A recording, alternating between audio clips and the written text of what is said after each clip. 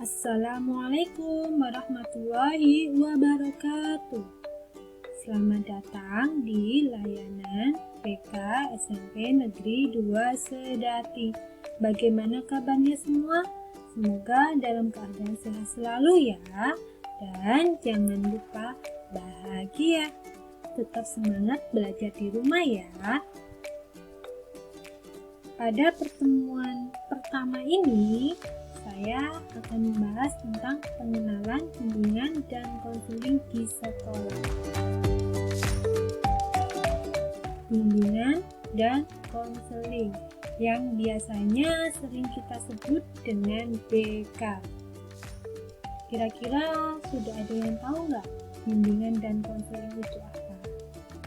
Atau kira-kira apa sih yang terlintas di benak kita saat mendengar tentang BK? Apakah BK itu polisi sekolah? Atau BK itu suka menghukum?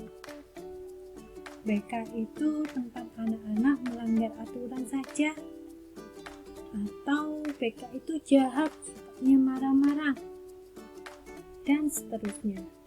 Kalau memang demikian, berarti kalian belum tahu atau belum kenal apa itu BK. Ingat, kalau kata pepatah, tak kenal maka tak sayang. Oleh karena itu, yuk kita kenalan dulu yuk. Memang, pertanyaan atau pernyataan semacam ini sering terlintas di benak kita. Sebenarnya, apa dan bagaimana tujuan daripada bimbingan dan konseling itu? Baiklah, kali ini kita akan mengupas sedikit mengenai arti penting dan bagaimana BK di sekolah. Namun, pertama-tama kita harus tahu dulu arti dari bimbingan dan konseling itu sendiri. Yang pertama, kita bahas dulu tentang pengertian bimbingan. Menurut Prayitno dan kawan-kawan, bimbingan adalah pelayanan bantuan untuk peserta didik baik secara perorangan maupun kelompok agar mandiri dan berkembang secara optimal dalam bimbingan pribadi, bimbingan sosial, bimbingan belajar, dan bimbingan karir berdasarkan norma-norma yang berlaku.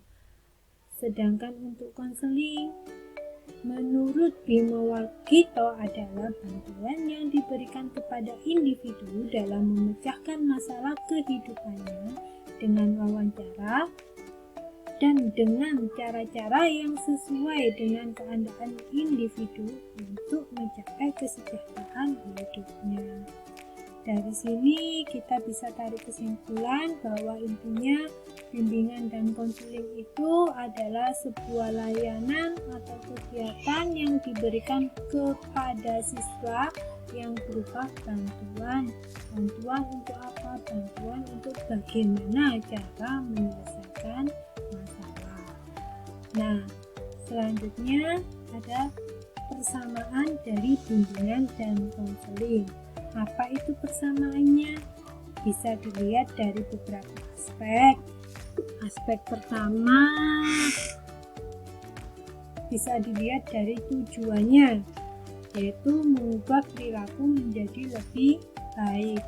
Aspek kedua, proses, bahwa dalam kegiatan bimbingan dan konseling ini prosesnya kontinu atau berkelanjutan, dalam arti tidak bisa dilakukan sekali tapi bisa beberapa kali tergantung bagaimana permasalahan itu bisa segera diselesaikan.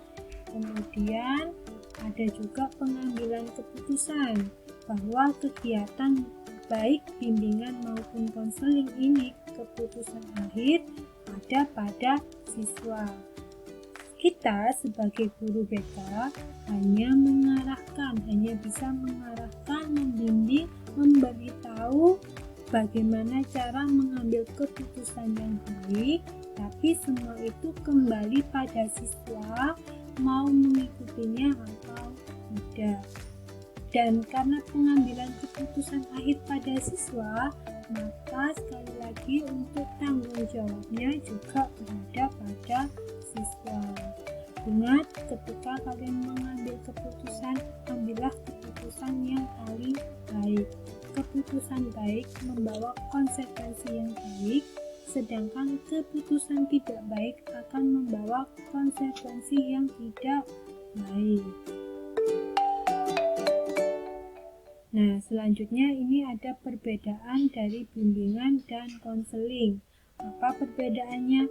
Yang pertama, bimbingan menekankan bantuan secara kelompok, sedangkan konseling menekankan bantuan secara individu.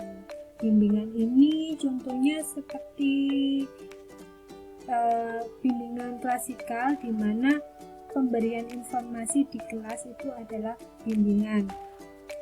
Sedangkan konseling ini biasanya secara individu, hanya antara guru BK dengan siswa yang memiliki masalah tersebut. Namun, untuk konseling sendiri ada kalanya bisa dilakukan kelompok jika siswa tersebut memiliki masalah yang sama yang memang harus diselesaikan bersama-sama. Selanjutnya, untuk bimbingan bersifat preventif pencegahan, dalam arti di sini siswa belum mengalami masalah dan diberikan bimbingan supaya mencegah tidak terjadi masalah dan jangan sampai terjadi masalah.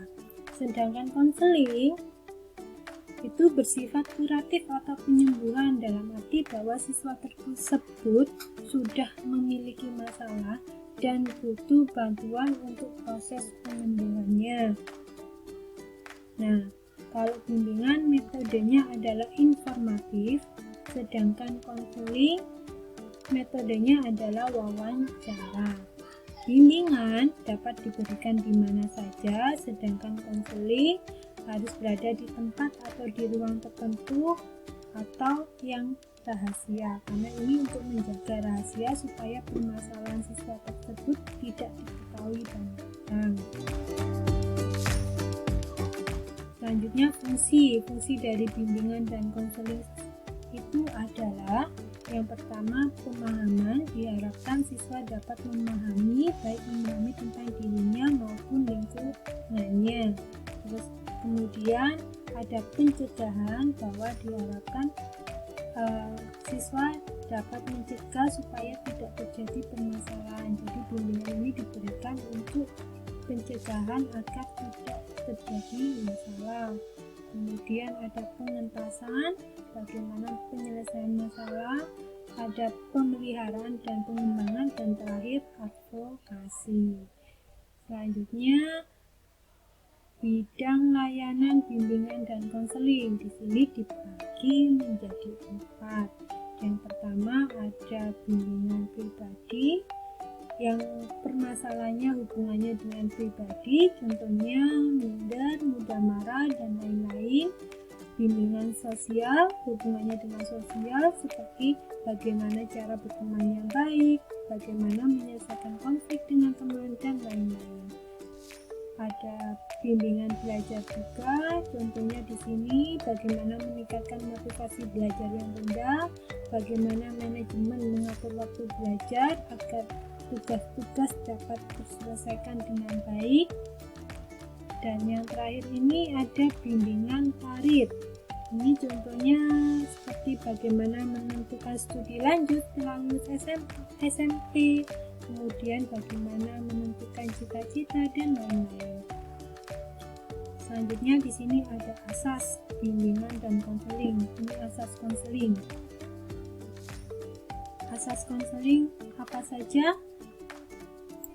Yang pertama, asas kerahasiaan, bahwa di sini segala data dan keterangan peserta didik akan dijaga rahasianya. Kemudian kesukarelaan, bahwa siswa dalam mengikuti kegiatan ini secara sukarela, tidak dengan keterpaksaan. Kemudian ada keterbukaan, saling terbuka, kekinian, kemandirian, dan kegiatan. Lalu bagaimana ya caranya agar bisa mendapatkan layanan konseling di BK? Yang pertama, bisa dipanggil guru BK. Yang kedua, bisa dari rujukan wali kelas, rujukan kepala sekolah, atau yang terakhir bisa datang sendiri. Di sini ketika kalian merasa butuh bantuan, merasa memiliki masalah dan butuh bantuan, bisa silakan menemui guru BK untuk mendapatkan layanan konseling. Nah, dari apa yang sudah saya sampaikan bisa ditarik kesimpulan yang pertama bahwa BK itu untuk melayani semua siswa, bukan untuk siswa yang melanggar tata tertib sekolah saja. Yang kedua, BK selalu menjaga kerahasiaan dari apa yang disampaikan siswa. Dan yang terakhir, layanan BK merupakan bantuan agar dapat mengembangkan diri secara optimal sehingga dapat meraih cita-cita di masa depan. Ingat, cara terbaik untuk bersabar menghadapi masalah adalah rajin bekerja menyelesaikan masalah itu sendiri. Jangan pernah lari dari masalah, karena ketika kita lari dari masalah, maka masalah itu tidak akan selesai, tapi akan bertambah. Sekian dari saya. Mohon maaf jika ada kata-kata yang tidak berkenan. Dan terima kasih. Wassalamualaikum warahmatullahi wabarakatuh.